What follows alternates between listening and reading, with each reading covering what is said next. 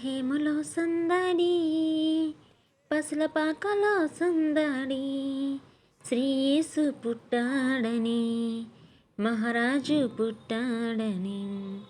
ఆకాశంలో సందడి, చుక్కలలో సందడి, వెలుగులతో సందడి, మిలమిల మెరిసే సందడి, దూతల పాటలతో సందడి, సమాధాన వార్తతో సందడి, గొల్లల పరుగులతో సందడి, క్రిస్మస్ పాటలతో సందడి.